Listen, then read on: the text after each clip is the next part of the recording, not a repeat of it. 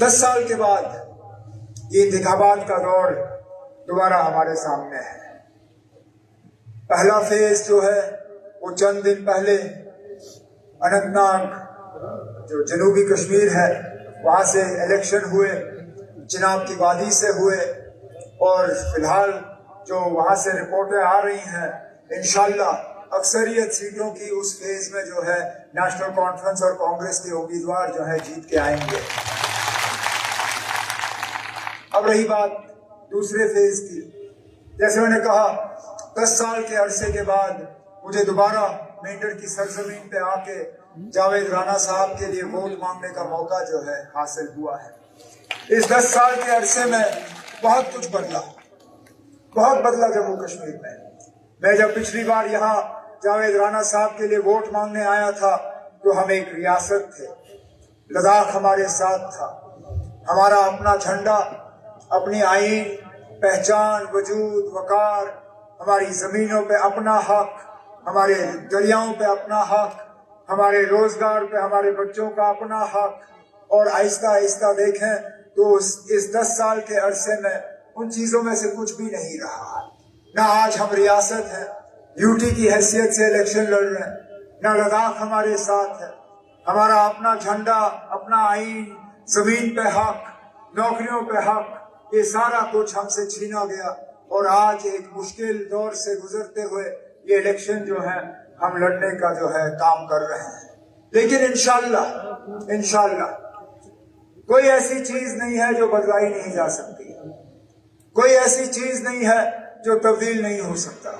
जो हमारे साथ 5 अगस्त 2019 को हुआ ये अल्लाह ताला का कोई फरमान नहीं था, ये दिल्ली ने हमारे साथ साजिश रचाई, दिल्ली की तरफ से ये हुआ। इंशाल्लाह एक दिन ऐसा आएगा जबकि हम इसको वापस तब्दील करके जितना हमसे छीना गया हम उसको दोबारा वापस हासिल करेंगे। लेकिन मैं इस मौके पे जरूरी समझता हूं ये पूछना कि आखिरकार अगर ये हमारे साथ हुआ 5 अगस्त 2019 को, अगर ये सारा कुछ हमसे लिया गया तो इसकी बदौलत हमें मिला क्या? कल इसी मेंढर की सरजमीन पे हमारे मुल्क के बड़े लीडर होम मिनिस्टर साहब आके यहाँ पे तकरीर करेंगे, तकरीर के हवाले से वो मेंढर के लोगों से वोट मांगेंगे। तकरीर के दौरान 2-4 उनकी बातें होंगी और मैं आज ही आपको कह सकता हूँ वो क्या बात करेंगे। वो 3 खानदानों की बात करेंगे, कहेंगे कि 3 खानदानों ने जम्मू कश्मीर को तबाह किया हुआ है, 3 खानदानों ने यहाँ आतंकवाद फैलाया हुआ है, 3 खानदानों ने जम्मू कश्मीर में जो है तरक्की होने नहीं दी, और अब इनका दौर आएगा तो जम्मू कश्मीर में जो है तरक्की का एक नया दौर शुरू होगा। यही उनकी बातें होंगी, इसके अलावा वो कुछ कहेगा नहीं। ज्यादा से ज्यादा हमारे ऊपर ये भी कहेगा कि हम नेशनल कॉन्फ्रेंस वाले जो है रिजर्वेशन की स्कीम को खत्म करना चाहते हैं, क्योंकि झूठ के अलावा इन बीजेपी वालों के पास यहाँ लोगों को बेचने के लिए और कुछ नहीं है। उल्टा मैं होम मिनिस्टर साहब से ये पूछना पसंद करूंगा कि जगह जगह जब बीजेपी वाले इलेक्शन में कैंपेन करते हैं तो डबल इंजन सरकार की बात होती है।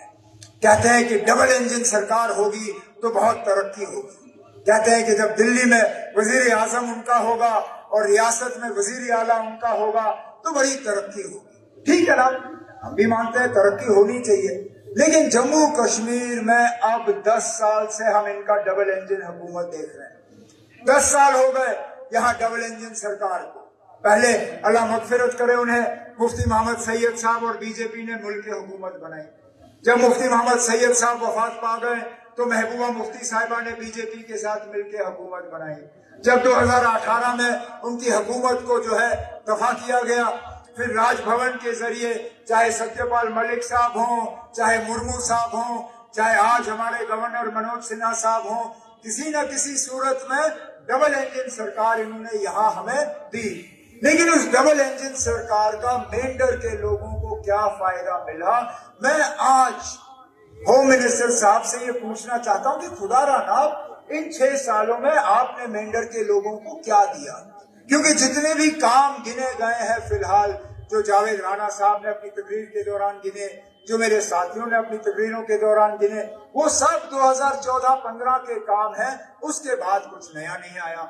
यहाँ मेंढर शहर में जो नया जो सेक्रेटेरिएट का बिल्डिंग बन रहा था, सरकारी दफ्तर का, 2014 में जो काम वहां रुका, उसके बाद 1 इंच आगे वो काम गया नहीं। जो यहाँ लोग बार बार ये मांग करते आए कि मुगल रोड के जरिए एक टनल बनाइए ताकि हमें साल के 12 महीने कश्मीर के साथ जोड़ दिया जाए, उस टनल पे भी इन 10 सालों में कोई काम शुरू नहीं हुआ। यहाँ जो बेरोजगार नौजवान है, इनसे मैं पूछता हूँ, पिछले 6-8 साल में मेंढर में क्या कोई नया कारखाना खुला? मेंढर में क्या कोई नई फैक्ट्री आई? मेंढर में यहाँ कोई बेरोजगारी को कम करने का जरा सा भी इन्होंने कोई कोशिश की? हमारे दौरे हुकूमत में इन दूर दराज इलाकों में डीजी साहब आया करते थे इसी हेलीकॉप्टर के जरिए। हेलीकॉप्टर उनका उतरता था, वहाँ कैंप लगती थी, वहाँ अगर छाती और कद बराबर तो डीजी साहब मौके पे ऑर्डर पे दस्तखत करके वहीं पे लड़कों को पुलिस में दाखिल किया करते थे। मैं पूछता हूँ होम मिनिस्टर साहब से, सारी फौज तो आपके पास है, जे.एन.के पुलिस भी आपके पास, सीआरपी भी आपके पास, बीएसएफ भी आपके पास, आईटीबीपी भी आपके पास, एसएसबी भी आपके पास, खुदारा मुझे बताइए ना, यहाँ मेंढर में आपने बच्चों के लिए कोई स्पेशल भर्ती का सिलसिला रखा जिसके तहत मेरे नौजवान यहाँ किसी कोई मुलाजमत हासिल करने में जो है कामयाब हो? नहीं। कोई पावर का आपने कोई नया प्रोजेक्ट इन दरियाओं पे बनाया? जो हमने डीपीआर तैयार किए उनको आपने डब्बे में बंद रखे।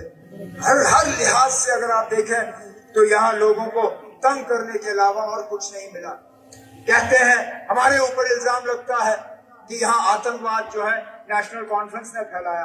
पहले तो मेरी समझ में नहीं आता ये बीजेपी वाले अलग अलग जबान में बात क्यों करते हैं। बाकी मुल्क में जब इनको तकरीर करनी होती है तो आतंकवाद, मिलिटेंसी, टेरर, इन चीजों के लिए ये पाकिस्तान को कसूरवार ठहराते हैं। जब जम्मू कश्मीर में आते हैं तो पाकिस्तान का कहीं जिक्र नहीं होता। जम्मू कश्मीर में ये कहते हैं ये 3 खानदान जो है ये मिलिटेंसी के लिए कसूरवार है। 1 मिनट के लिए अगर होम मिनिस्टर साहब ये मानते हैं कि जम्मू कश्मीर में मिलिटेंसी हमारा कसूर है, मेरा है, जावेद राणा साहब का है, मियां साहब का है, हमारी बहन परवीन का है, बाकी साथियों का है, तो खुदारा फिर पाकिस्तान से आप बात क्यों नहीं कर रहे? अगर पाकिस्तान मिलिटेंसी के लिए जिम्मेदार नहीं है, अगर मिलिटेंसी के लिए जिम्मेदार ये 2 सियासी तंजीमें या ये 3 खानदान है, तो आपने पाकिस्तान के साथ बातचीत का रास्ता बंद क्यों किया? आपने पाकिस्तान के साथ जो हमारे रास्ते खुल गए थे, जो हम लोगों का आना जाना रहा था, आपने उसको बंद क्यों किया? कहीं ना कहीं आपके कहने और आपके करने में फर्क है और वो फर्क समझ नहीं आता। अब यहाँ लोगों को डराने के लिए वो हमारे मंशूर के हवाले से कहेंगे कि हम लोग नेशनल कॉन्फ्रेंस वाले, कांग्रेस वाले, हम आपके रिजर्वेशन के खिलाफ हैं। अरे ना, रिजर्वेशन यहाँ पे खासकर मेरे जो पहाड़ी भाई हैं, बहन हैं, उनके रिजर्वेशन के लिए सबसे पहले अगर यहाँ से चिट्ठी गई, उस चिट्ठी पे जनाब फारूक अब्दुल्ला साहब का दस्तखत था और किसी और का था नहीं। ये हम लोग थे जिन्होंने अपनी हुकूमत में 2014 से पहले पहाड़ी रिजर्वेशन का सिलसिला खोला। उसी चीज को नकल करते हुए मरकज ने जो है इस चीज को आगे लिया। हम वो लोग नहीं है ना जो आपके रिजर्वेशन की जो आपका हक है उसमें टांग अड़ाएंगे या उसमें आपको तंग करेंगे। उल्टा हम ये करना चाहते हैं कि इस रिजर्वेशन का फायदा आप लोगों को मिलना चाहिए। इन बीजेपी वालों ने इस रिजर्वेशन का फायदा उन लोगों को दिया है जो शायद ही जिंदगी में कभी जम्मू शहर से बाहर आए हों। इसलिए आज लिस्टें नहीं निकल रही हैं। आज जब से आपको रिजर्वेशन का फायदा मिला है उसके बाद बताइए ना, कोई रिक्रूटमेंट का लिस्ट निकला? एक भी नहीं। क्यों? क्योंकि वो जानते हैं कि अगर इलेक्शन से पहले उन्होंने रिक्रूटमेंट की कोई लिस्ट निकाली तो उनका सारा झूठ आपके सामने बिल्कुल क्लियर हो जाएगा। उसमें ना मेंढर का कोई होगा, ना पुंछ का कोई होगा, ना सुरनकोट का कोई होगा, ना रजौरी का कोई होगा, ना दराल का कोई होगा, ना कालाकोट का कोई होगा। उसमें अक्सर बेशतर जो लोग इस रिजर्वेशन का फायदा लेंगे वो वही लोग हैं ना जिनके बच्चे जो हैं जम्मू के स्कूलों में पढ़े, जिन्होंने जम्मू शहर के बाहर कोई इलाका देखा नहीं। और आप लोग जिनको वाकई इस रिजर्वेशन का फायदा मिलना चाहिए था, आप वैसे के वैसे ही रह जाओगे। इसलिए इनके झूठ में मत पड़िए, इनके झांसे में मत पड़िए। ये वही लोग हैं जो आज सुबह तक आपको ये कहते रहे कि मियां अल्ताफ साहब इस प्रोग्राम में नहीं आएंगे। कह रहे थे ना, जगह जगह इन्होंने, क्यों इनको झूठ के अलावा और कुछ है नहीं बेचने के लिए ना, तो हमारे जलसे को नाकामयाब करने के लिए उन्होंने जगह जगह ये अफवाह फैलाई कि ना नेशनल कॉन्फ्रेंस के प्रोग्राम में मियां अल्ताफ साहब आएंगे नहीं क्योंकि वो मेंढर आके यहाँ पे वोट मांगना नहीं चाहते। चलिए ना, आपके सामने झूठ कौन बोल रहा था, सच कौन बोल रहा था, वो आपके सामने है। और इसी तरह मैं आपसे कहता हूँ, कल जब तकरीर होगी उसमें झूठ के अलावा कुछ नहीं होगा और कुछ नहीं होगा। इन्होंने दिया क्या? आज देखिए बिजली का हाल देखिए, 8-8, 10-10, 12-12 घंटे बिजली की कट और बिजली का बिल आसमान में।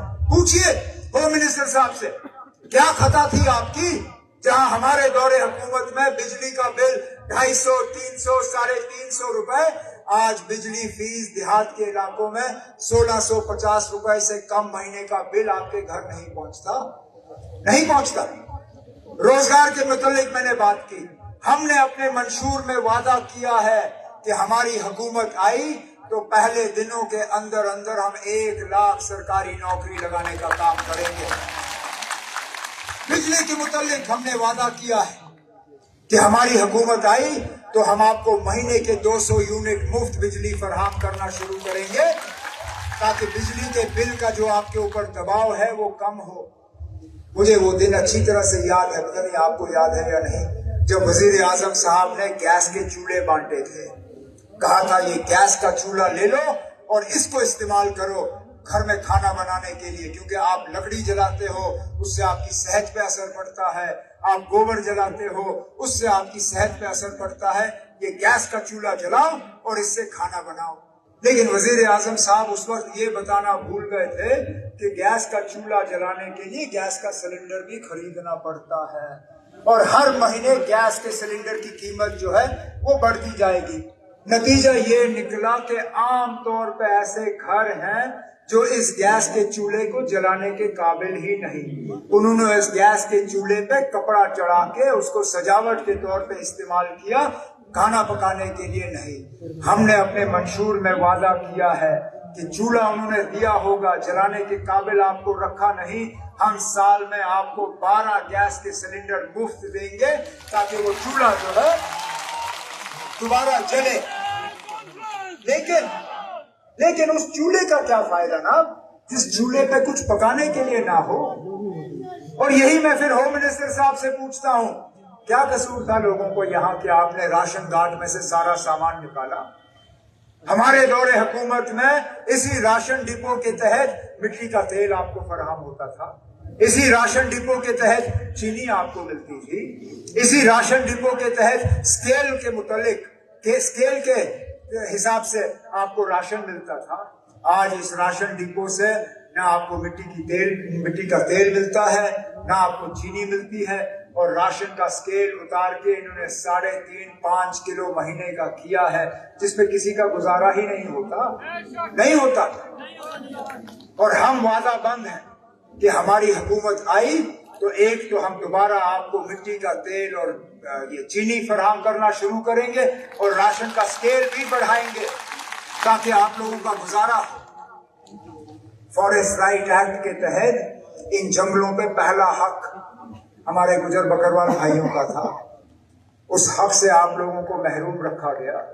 हमने अपने मंशूर में वादा किया है कि इंशाअल्लाह हमारी हुकूमत आई तो फॉरेस्ट राइट एक्ट के तहत इन जंगलों पे पहला हक आपका होगा, फिर किसी और का। इसी तरह हमारे दरियाओं पे रेत निकालने के लिए, पत्थर निकालने के लिए ये हम निकालते थे, इसका हक हमारा होता था। इन लोगों ने बाहर से लोग लाए और ये ठेके उनको दिए।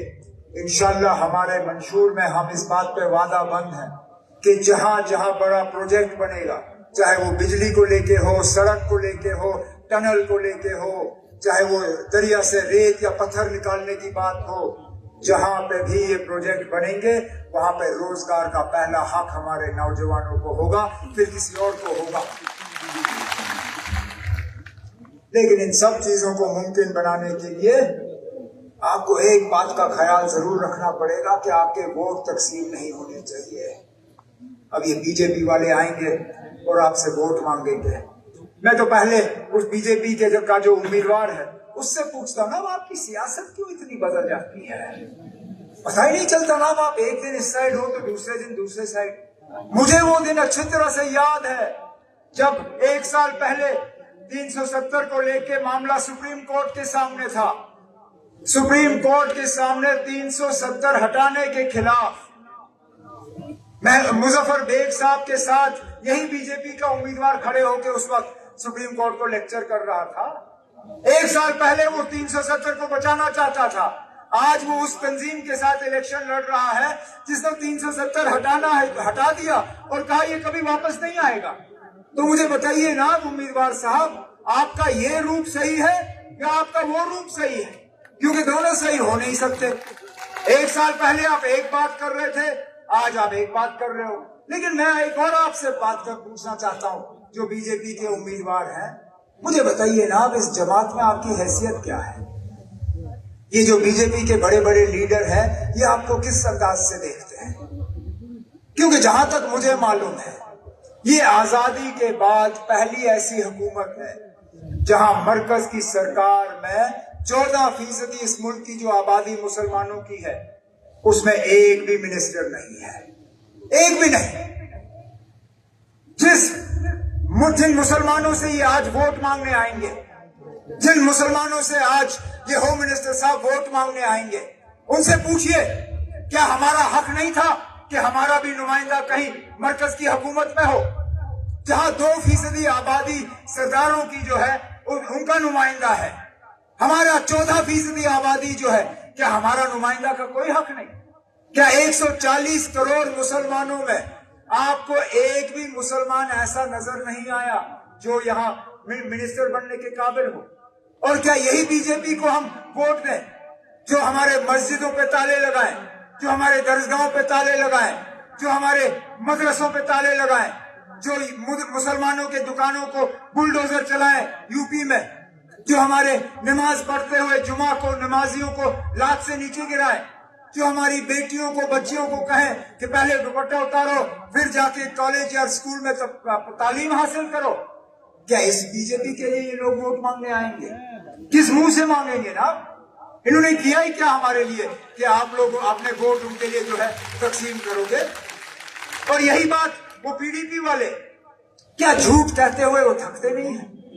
2014 में यही पीडीपी वाले थे जिन्होंने उस वक्त नेशनल कॉन्फ्रेंस को हराने के लिए एक ही नारा इस्तेमाल किया, कहा बीजेपी को रोकने के लिए पीडीपी को जितवाना जरूरी है। और 28 सीटें जम्मू कश्मीर के लोगों ने उस वक्त मुफ्ती साहब के गोद में डाले। नतीजे निकलते ही मुफ्ती मोहम्मद सैयद साहब ने क्या किया, वो 28 के 28 एमएलए जो हैं बीजेपी की गोद में जाके डाल दिए। आप कैसे भरोसा कर सकते हो कि कल को अगर दोबारा ये पीडीपी वाले जीतते हैं, ये जाके बीजेपी के साथ जाके बैठेंगे? नहीं। 2014 में जैसे किया वो 2024 में भी कर सकते हैं। इसलिए आज मैं आया हूं मियां साहब के साथ, अपने बाकी साथियों के साथ, आपको होशियार करने के लिए, आपको बाखबर करने के लिए कि खतरा अभी टला नहीं है। ये लोग मुकम्मल कोशिश करेंगे हमारी आवाज को दबाने की, हमें तकसीम करने की, हमें अलग करने की। ये चाहते नहीं है कि हम एक साथ आए, क्योंकि जब हम एक साथ आते हैं नतीजा इनके लिए अच्छा नहीं होता। जब हम एक साथ आते हैं तो भारी अक्सरियत से मियां अल्ताफ साहब जैसे लीडर जो हैं वो कामयाब होकर जाते हैं। इनकी कोशिश रहेगी और आप मान के चलिए ये आपको तकसीम करेंगे, कौन मुसलमान, कौन हिंदू, कौन कश्मीर से, कौन जम्मू से, कौन गुजर, कौन पहाड़ी, क्योंकि ये चाहते नहीं है कि सब एक साथ आए।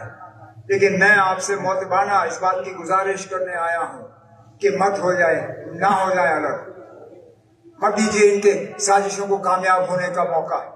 आप लोग मेहरबानी करके 25 तारीख, अब ज्यादा दिन रहे नहीं, 3 दिन रह गए कैंपेन को और उसके बाद 2 दिन के बाद वोट पड़ेंगे, 5 दिन रह गए कुल। मेहरबानी करके मेरी इन बातों पर गौर करिए, अपने मुस्तकबिल को बेहतर बनाने के लिए, इन बच्चों के मुस्तकबिल को बेहतर बनाने के लिए मेहरबानी करें। हल का बटन जो नेशनल कॉन्फ्रेंस और कांग्रेस का अलायंस का बटन है, इसको दबा के आप जावेद राणा साहब को कामयाब करें, बिल्कुल इसी तरह जिस तरह आपने मियां अल्ताफ साहब को यहाँ से कामयाब किया।